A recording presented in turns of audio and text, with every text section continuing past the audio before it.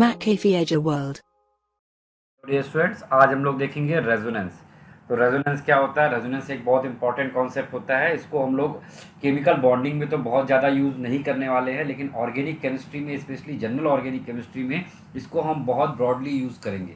ठीक है भाई, चलिए अभी इसको शॉर्ट में समझते हैं कि what is resonance. Resonance is the phenomena in which a single compound is suppose to be existing as hybrid of two or more structure which differ in arrangement of electrons. ठीक है, या हम इसको और सिंपल लैंग्वेज में अगर बताना चाहें तो resonance is simply delocalisation of electron. Delocalisation of electron is known as resonance. अगर हम बहुत सिंपल सी लैंग्वेज में समझना चाहें, resonance is delocalisation of electron. ठीक है, चलिए इसकी डेफिनेशन एक बार हम लोग लिख लेते हैं। Resonance is the phenomena, resonance is the phenomena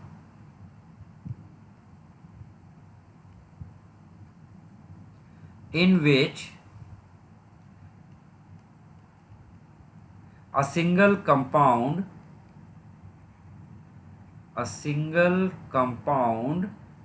is supposed to is supposed to be existing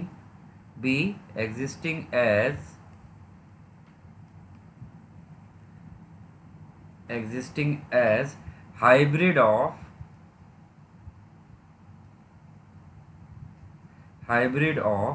two or more structure, two or more structure, hybrid of two or more structure which differ in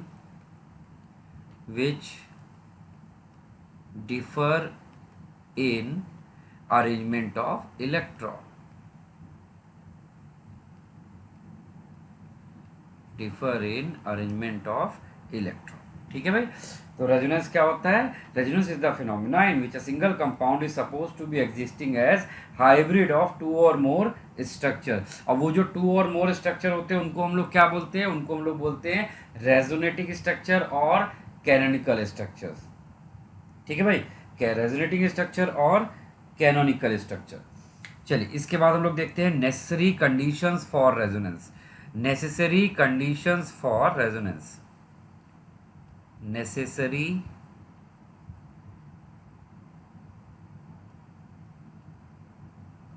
conditions for resonance. Necessary condition of resonance में इसकी mainly to conditions सबसे ज़्यादा important होती है। सबसे पहली conditions है इसकी कॉन्जुगेशन। रेजोनेंस होने के लिए पहली कंडीशन है कॉन्जुगेशन। ठीक है, कॉन्जुगेशन का मतलब हो गया कि ऑल्टरनेट अरेंजमेंट हो। जैसे कि कार्बन डबल बॉन्ड कार्बन और कार्बन डबल बॉन्ड कार्बन। देखो यहाँ पर double bond, single bond, double bond. Double bond यहाँ पे कॉन्जुगेटेड यानी ऑल्टरनेट पोजीशन पे है। ठीक है, या फिर हम डबल बॉन्ड का निगेटिव चार्ज के साथ कॉन्जुगेशन रखें। ठीक है, double bond, single bond, negative charge.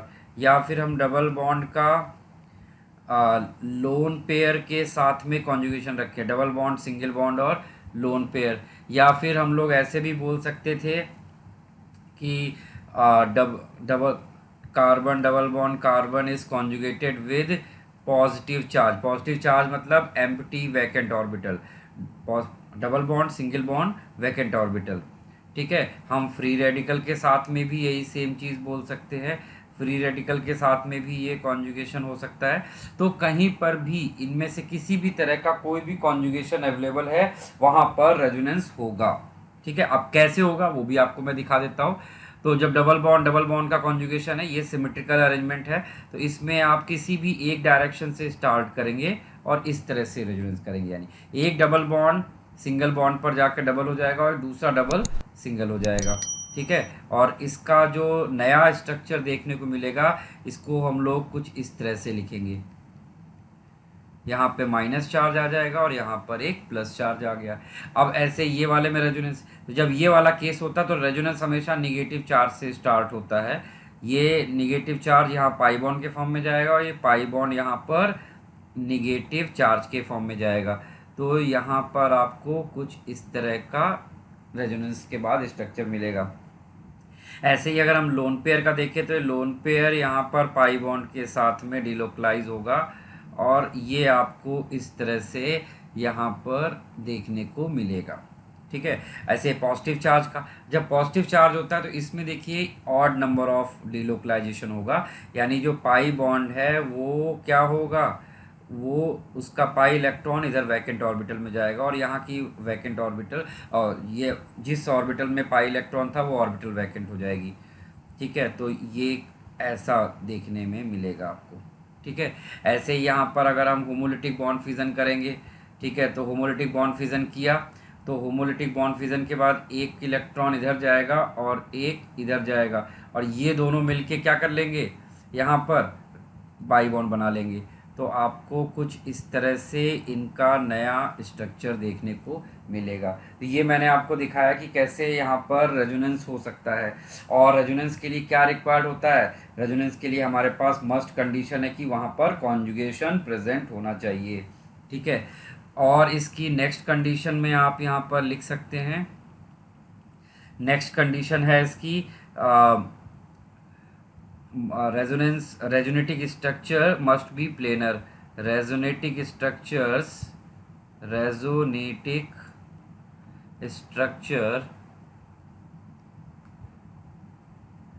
Must be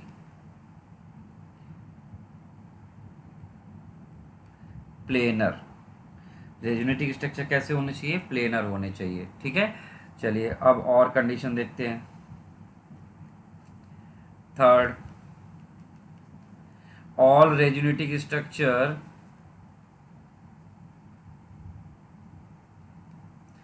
resonating structure must have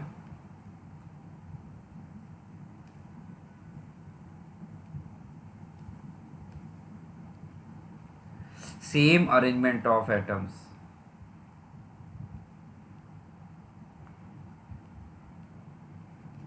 same arrangement of atoms but they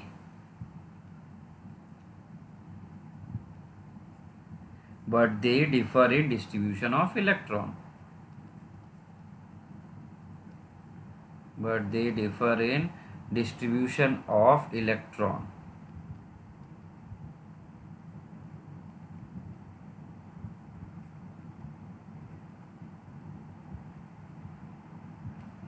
ठीक है, अब जैसे ही ऊपर वाले स्ट्रक्चर को देख सकते हैं कि ऑल रेजोनेटिक स्ट्रक्चर में देखिए एटम्स का पोजीशन नहीं चेंज हो रहा है, एटम नहीं मूव कर रहा है, कौन मूव कर रहा है, इलेक्ट्रॉन, और उनकी पोजीशन और उनकी काउंटिंग चेंज हो रही है, लेकिन एटम अपनी जगह से डिस्प्लेस नहीं हो रहा है।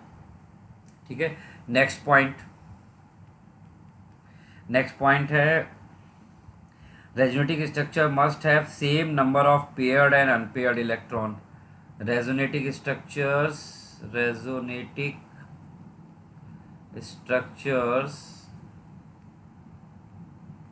must have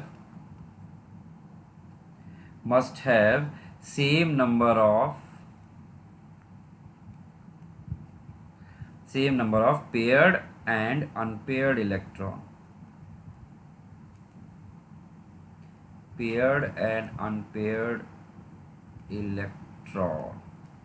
ठीक है, चलिए इसके बाद नेक्स्ट कंडीशन है the contributing structures are hypothetical. ये कंट्रीब्यूटिंग स्ट्रक्चर्स है, the contributing structures are hypothetical. आप इस पॉइंट को ना भी लिखें तो भी चलेगा, इसको लिखना कोई इतना ज़रूरी नहीं है। चलिए, तो ये मैंने क्या बताया कि ये रेजोनेंस होने के लिए क्या क्या रेजोनेंस में ध्यान रखना है आपको। पहली सबसे इंपॉर्टेंट कंडीशन कॉन्जुगेशन होना चाहिए, दूसरा प्लेनर। ये दो condition necessary and sufficient condition है और बाकी जो आगे आपका लिखा है वो उसी का ही एक पार्ट है। तो जब इलेक्ट्रॉन डिलोकलाइज होगा तो सिर्फ इलेक्ट्रॉन डिलोकलाइज होगा, एटम डिलोकलाइज नहीं हो रहा है। ठीक है, और number of paired and unpaired electron भी सेम रहेंगे, वो भी वेरी नहीं करते। ठीक है, तो ये सारे पॉइंट आप एक बार जल्दी से नोट कर लीजिए। ठीक है, चलिए इसके बाद आता है नेक्स्ट है कि जब रेजोनेंस करेगा मॉलिक्यूल तो बहुत सारे रेजोनेटिक स्ट्रक्चर बनाएगा। अगर हम उन रेजोनेटिक स्ट्रक्चर की एनर्जीज कंपेयर करना चाहते हैं तो वो कैसे कंपेयर किया जाएगा, तो हम लोग नेक्स्ट देखेंगे रिलेटिव स्टेबिलिटीज और energies of structure. Relative stability और एनर्जीज ऑफ स्ट्रक्चर। तो नेक्स्ट हेडिंग है relative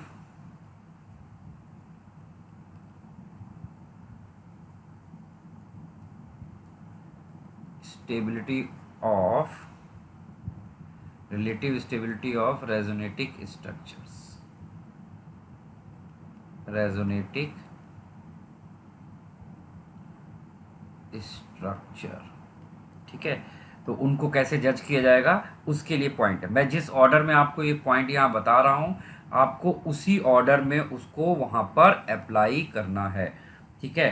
first point, structure with greatest number of covalent bond, structure with greatest number of covalent bond is more stable।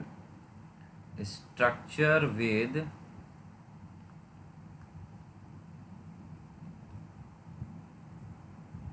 greatest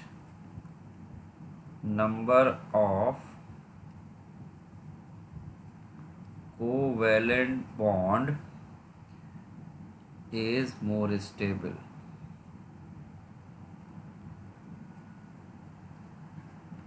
ठीक है। Second point है हमारा यहाँ पर, जब फर्स्ट पॉइंट से डिसीजन नहीं होगा तभी आपको सेकेंड पॉइंट की तरफ जाना है, ये बात आप ध्यान रखना, ठीक है। तो structure with least number of formal charge, structure with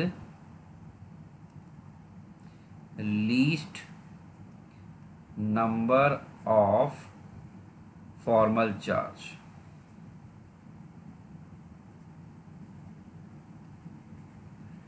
structure with least number of formal charges is more stable, is more stable, ठीक है भाई।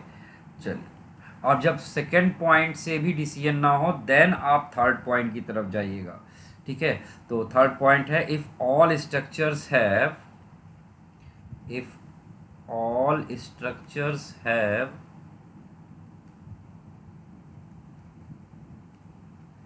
formal charges,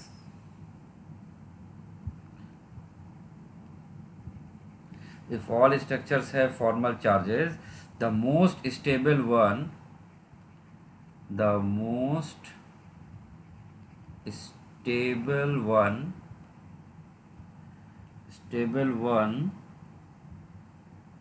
has negative formal charge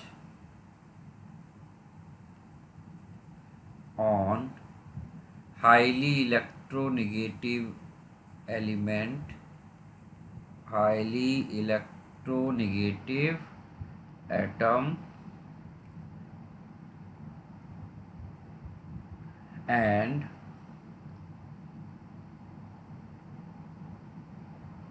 या हम इसको ऐसे बोलते हैं, और positive formal charge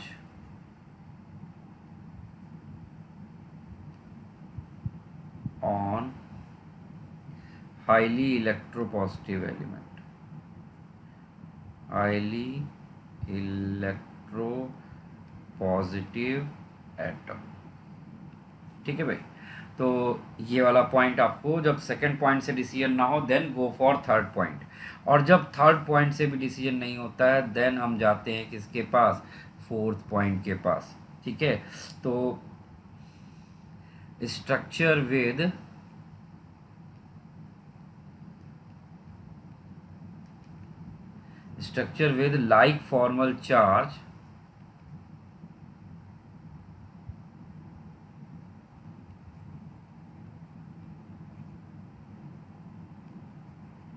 like formal charge at adjacent atom is highly unstable,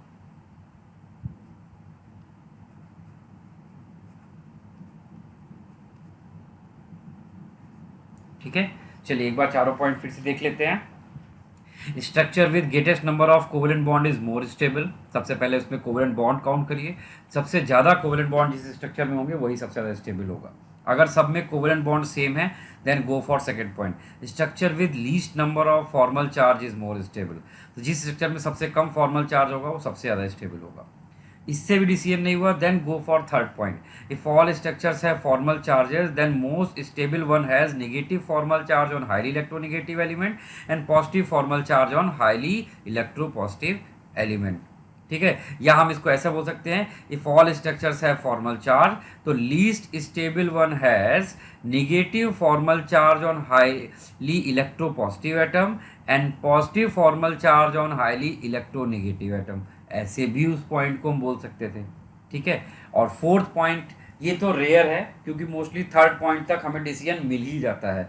fourth point is very rare. Structure with like formal charge, जैसे -1 दो एडजेसेंट एटम पे आ जाए, ठीक है, तो ऐसे केस को हम सबसे ज़्यादा अनस्टेबल की कैटेगरी में रखते हैं। चलिए, तो ये सब हमने क्या देखा, रेजोनेंस क्या है, रेजोनेंस की क्या कंडीशंस हैं, और उनके जो रेजोनेटिक स्ट्रक्चर है उनकी स्टेबिलिटी को कैसे कंपेयर करते हैं। अब हम लोग मॉलिक्यूल्स में रेजोनेंस करते हैं और उनके रेजोनेटिक स्ट्रक्चर को बनाते हैं और उनकी एनर्जीज वगैरह को हम लोग कंपेयर करते हैं।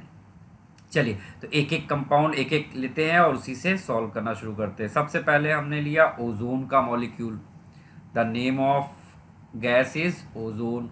हम इसका स्ट्रक्चर बनाते हैं। तो ओजोन का अगर आपको स्ट्रक्चर याद हो, ओजोन में ऑक्सीजन का एक तो ऑक्सीजन के साथ डबल बॉन्ड होता है और एक कोऑर्डिनेट बॉन्ड।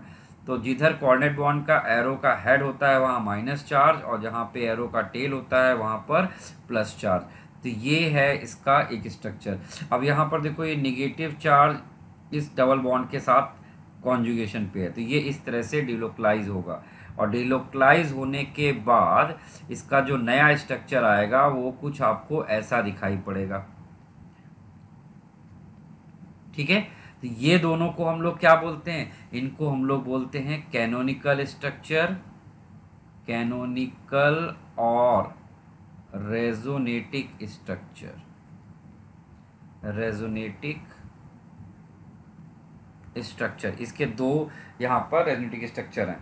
ठीक है, अच्छा, इसके बाद अब हम यहाँ पर देखेंगे नेक्स्ट चीज़ यहाँ पर कि इनका रेजोनेंस हाइब्रिड कैसा दिखेगा। तो इनका रेजोनेंस हाइब्रिड बनाते हैं जरा। इनका रेजोनेंस हाइब्रिड हमने सबका बनाया, तो वो कैसा बनाएंगे, देखो रेजोनेंस हाइब्रिड बनाने का तरीका। सबसे पहले आपने तीनों एटम जैसे थे वैसे उनकी पोजीशन नहीं चेंज करनी, क्योंकि रेजोनेंस का ये रूल है, एटम अपनी पोजीशनिंग नहीं चेंज करता। उसमें जितने भी सिग्मा बॉन्ड थे वो कभी भी रेजोनेंस में इन्वॉल्व नहीं होंगे, तो sigma bond as it is बना लीजिए। ठीक है, अब उसके बाद जो बॉन्ड कभी था और कभी नहीं उसको आप डॉट लाइन से बनाइए। जैसे आप यहाँ पर देखिए कि यहाँ डबल बॉन्ड है बट इस स्ट्रक्चर में यहाँ पर डबल बॉन्ड नहीं है, तो यहाँ पर वो डबल बॉन्ड डॉट लाइन से आएगा, जिसको हम पार्शियल डबल बॉन्ड बोलेंगे। ऐसे ही देखो, यहाँ पर सिंगल बॉन्ड है बट यहाँ पर डबल बॉन्ड है, तो यानी डबल बॉन्ड यहाँ भी पार्शियल फॉर्म में आएगा। ठीक, अब उसके ऊपर जो चार्ज कभी वेरी कर रहा है उसको हम डेल्टा साइन से लिखेंगे। जैसे यहाँ +1 दोनों में है तो इसको एज इट इज़ +1 लिख दिया। लेकिन जो माइनस चार्ज है, एक बार देखो इस एटम पे है एक बार इस पे, तो हम लोग उसको रेजोनेंस हाइब्रिड में ऐसे लिखते हैं। ठीक है, रेजोनेंस हाइब्रिड में इसको हम लोग इस तरह से लिखेंगे। ठीक है भाई, ये पॉइंट क्लियर है। अच्छा, यहाँ पर एक और इंटरेस्टिंग पॉइंट आपको मैं दिखाता हूँ। अगर हम यहाँ पर इनके लोन पेयर्स वगैरह भी हाईलाइट कर दें तो आप देखेंगे कि ये इसके पास 2 लोन पेयर है, इसने 2 इधर दे दिया था, 2 इधर यूज़ किया, तो इसके पास यहाँ पर 1 लोन पेयर बचा।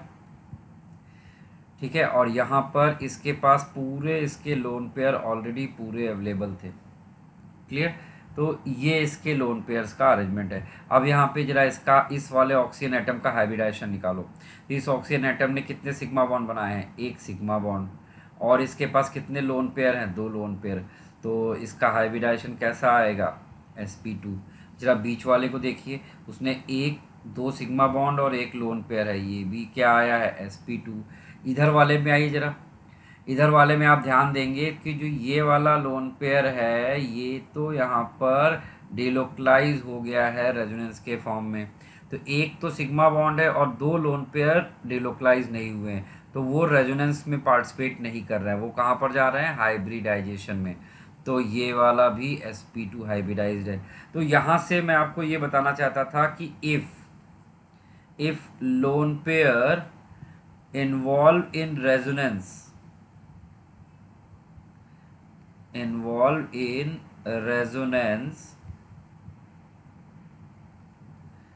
it will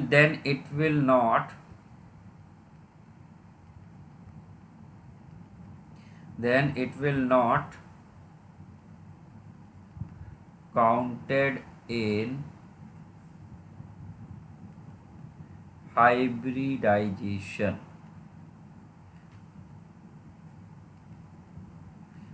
and vice versa। यानी अगर कोई इलेक्ट्रॉन पेयर या लोन पेयर हाइब्रिडाइजेशन में इन्वॉल्व है तो रेजोनेंस में नहीं जा सकता, और रेजोनेंस में इन्वॉल्व है तो वो हाइब्रिडाइजेशन में नहीं जाएगा। इस पॉइंट को आप हमेशा याद रखिएगा, ठीक है। अच्छा, अब हम इन दोनों की जरा रिलेटिव एनर्जीज कंपेयर करते हैं। तो हम जरा फर्स्ट पॉइंट देखते हैं, कितने कोवेलेंट बॉन्ड है, इसमें 3 और इसमें भी 3। फर्स्ट पॉइंट से डिसीजन नहीं हुआ। फिर हम सेकंड पॉइंट देखते हैं, दोनों में फॉर्मल चार्ज है, दोनों में फॉर्मल चार्ज है।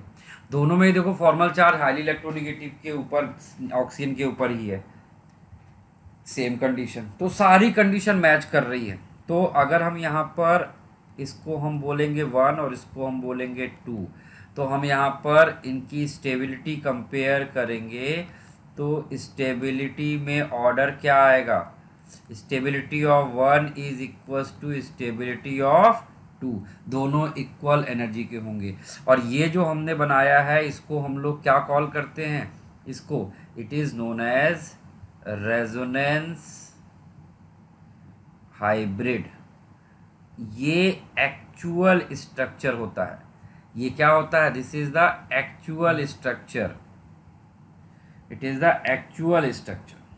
ठीक है भाई, चलिए, तो ये मैंने आपको बताया कि कैसे हम लोग रेजोनेटिक स्ट्रक्चर बनाते हैं, फिर उनके रेजोनेंस हाइब्रिड बनाते हैं। ठीक है, ऐसे हम लोग कुछ और भी एग्जांपल लेते हैं, उसमें भी इस चीज़ की प्रैक्टिस करते हैं। जैसे एक हमने बहुत अच्छा एग्जांपल लिया, फॉर्मेट आयन HCOO-। ठीक है, तो HCOO- है। अब इसमें आप इसका स्ट्रक्चर बनाते हैं, तो देखो इसका स्ट्रक्चर कुछ इस तरह का होता है। ठीक है, तो आप देख सकते हो ये निगेटिव चार्ज इस डबल बॉन्ड के साथ रेजोनेंस में है, तो ये रेजोनेंस करेगा यहाँ पर। तो इसका जो नया रेजोनेटिक स्ट्रक्चर देखने को मिलेगा वो कुछ इस तरह का हो जाएगा। ठीक है, और इनका हम रेजोनेंस हाइब्रिड बनाएंगे तो वो कैसा आएगा, sigma bond as it is बना दीजिए सारे, उनको टच नहीं करना। ठीक है, और बाकी के बॉन्ड यहाँ पे पार्शियल हो गए, और यहाँ पर डेल्टा निगेटिव और यहाँ पर डेल्टा निगेटिव चार्ज होगा। अच्छा, एक और इम्पॉर्टेंट पॉइंट है, उसको भी मैं यहीं पर डिस्कस करता चला जाता हूँ तो आपके लिए बहुत अच्छा हो जाएगा। वो इम्पॉर्टेंट पॉइंट है, what is the value of this delta, इस डेल्टा का क्या वैल्यू है। तो आप अगर ध्यान से देखेंगे पूरे मॉलिक्यूल पे कितना माइनस फॉर्मल चार्ज है, -1। वही माइनस चार्ज इस पे भी है और इस पे है, और दोनों पे इक्वली डिस्ट्रीब्यूट है। तो यहाँ पर आप देख सकते हैं ये जो डेल्टा है, इस डेल्टा की वैल्यू कितनी होगी, 1/2 होगी। एक इम्पॉर्टेंट पॉइंट। दूसरा, यहाँ का बॉन्ड ऑर्डर, अगर आप यहाँ पर बॉन्ड ऑर्डर देखेंगे तो बॉन्ड ऑर्डर आप यहाँ पर ध्यान से समझिए, टोटल यहाँ पर कितने बॉन्ड थे, यहाँ पर ये दोनों तो सिग्मा बॉन्ड है, केवल ये एक पाई बॉन्ड है, और ये एक पाई बॉन्ड यहाँ पर दोनों जगह इक्वली डिस्ट्रीब्यूट कर दिया गया, यानी 0.5 इसको मिला, 0.5 इसको। तो यहाँ पर हर एक ऑक्सीजन ऑक्सीजन के बीच में कितने का बॉन्ड ऑर्डर है, 1.5 1.5। तो बॉन्ड ऑर्डर कितना आया है, 1.5। समझे आप, ठीक है। और एक और तरीका होता है बॉन्ड ऑर्डर निकालने का, वो मैं आपको फॉर्मूला नीचे बता देता हूँ, उसको यूज़ करिए। मैं बॉन्ड ऑर्डर का आपको नया फॉर्मूला लिखा रहा हूँ जो सिर्फ रेजोनेटिक स्ट्रक्चर के लिए एप्लीकेबल है। तो बॉन्ड ऑर्डर ऑफ रेजोनेटिक कंपाउंड,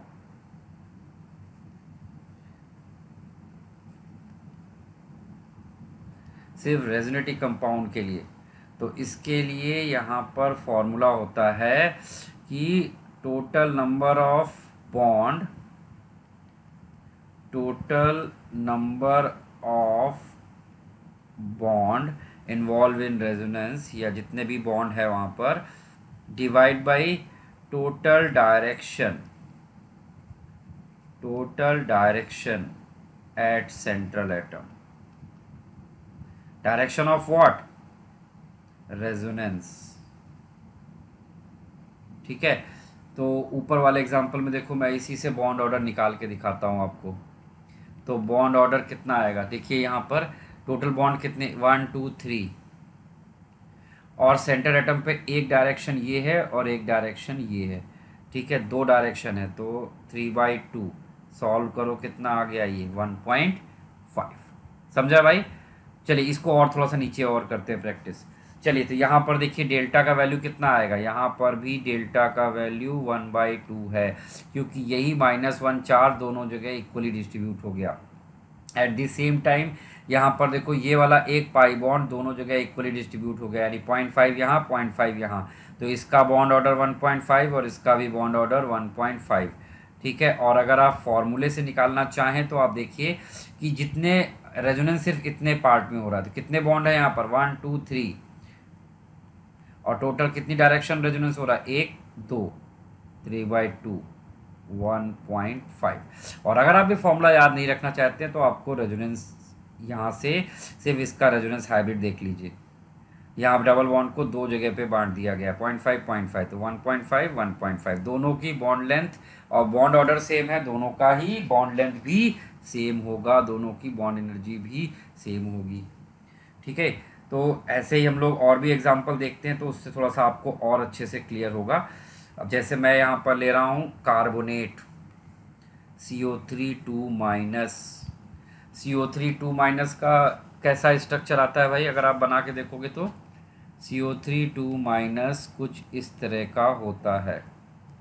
ठीक है, तो चलिए एक एक करके इसका रेजोनेंस करते हैं। तो इसमें ये वाला नेगेटिव चार्ज इसके साथ कॉन्जुगेशन में था, तो ये यहाँ पर कुछ इस तरह से आ जाएगा।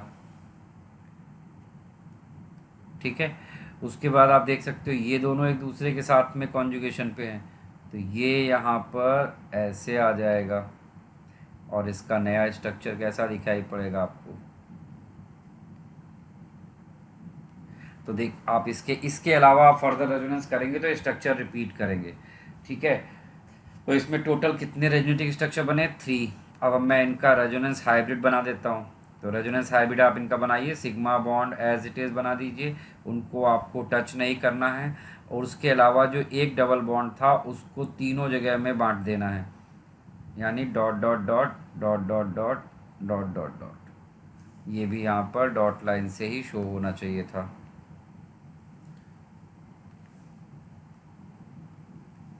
ठीक है भाई, तो अब और निगेटिव चार्ज देखिए, तीनों पोजीशन पे कभी ना कभी आया हुआ है।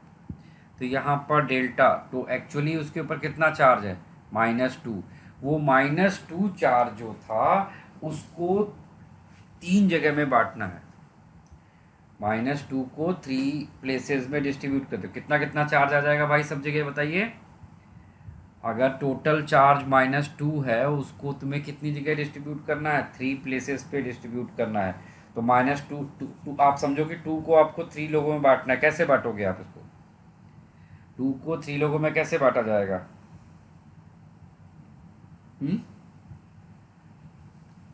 कैसे बांटा जाएगा, 2/3 2/3 2/3 2/3 2/3 2/3 सबके ऊपर चार्ज आ जाएगा। ठीक है, अब जरा हम बॉन्ड ऑर्डर देखते हैं। तो पहले तो हम हाइब्रिड से देखते हैं। देखो एक ही डबल बॉन्ड है, उसको 3 जगह पे शेयर कर दिया गया है, यानी 0.3 यहाँ गया, 0.3 यहाँ गया, 0.3 यहाँ गया, तो हर एक कार्बन ऑक्सीजन का बॉन्ड ऑर्डर कितना है, 1.3। ठीक है, अब इसको जरा हम लोग उस फॉर्मूले से करते हैं। जरा देखिए यहाँ पर कितने बॉन्ड है, 4 बॉन्ड है टोटल, और डायरेक्शन देखिए कितनी है, 1 2 3, 4/3, तो कितना आ गया भाई, 1.3। समझे आप? तो इस तरह से आप बॉन्ड ऑर्डर भी निकाल सकते हैं। तो ये तो मैंने आपको बताया कि रेजोनेटिक स्ट्रक्चर्स में कैसे बॉन्ड ऑर्डर निकाला जाता है। अब इन पे देखिए रेजोनेंस पे बेस्ड आपके यहाँ क्वेश्चन कैसे आ सकते हैं। आपके यहाँ क्वेश्चन ऐसे आ सकता है कि जैसे मैंने आपको अलग अलग मैंने दे दिया, ठीक है, और आपसे कंपेयर करवा रहा हूँ। अब जैसे एक क्वेश्चन देखिए, मेरा क्वेश्चन ये है कि सी ओ, क्वेश्चन है ये, C O H C O minus and C O three two minus and C O two, इन सब की carbon oxygen bond length compare करो। ठीक है, तो कैसे कंपेयर करेंगे, तो उसके लिए आपको सबका बॉन्ड ऑर्डर निकालना पड़ेगा। यहाँ पे कार्बन और ऑक्सीजन का बॉन्ड ऑर्डर 3 है। HCOO में हमने कार्बन ऑक्सीजन का बॉन्ड ऑर्डर निकाला था, वो 1.5 आया था। CO3 में हमने कार्बन ऑक्सीजन का बॉन्ड ऑर्डर निकाला है 1.3। और CO2 में अगर आप ध्यान देंगे, CO2 ये होता है, ठीक है, तो इसमें कार्बन ऑक्सीजन का प्योर बॉन्ड है कैसा, 2। तो अब आप देख सकते हैं कि बॉन्ड ऑर्डर सबसे हाईएस्ट किसका है, इसका, तो बॉन्ड लेंथ सबसे लोएस्ट हो जाएगा। तो bond order is inversely proportional to the bond length. तो यहाँ पर सबसे हाईएस्ट बॉन्ड लेंथ किसकी होगी, जिसका बॉन्ड ऑर्डर सबसे छोटा होगा। ठीक है, उसके बाद HCOO माइनस, उसके बाद CO2 और सबसे लास्ट में CO। समझे आप। तो इस तरह से रेजोनेंस बेस्ड क्वेश्चंस आपको करने को आ सकते हैं। ठीक है, बाकी रेजोनेंस का और जो डिटेल है वो सब हम लोग कहाँ पर पढ़ेंगे, ऑर्गेनिक केमिस्ट्री के GOC सेगमेंट में। ठीक है, चलिए तो आज हम लोग रेजोनेंस को यहीं पर स्टॉप करते हैं। नेक्स्ट क्लास में हम लोग हाइड्रोजन बॉन्डिंग के बारे में सीखेंगे। ठीक है, थैंक यू।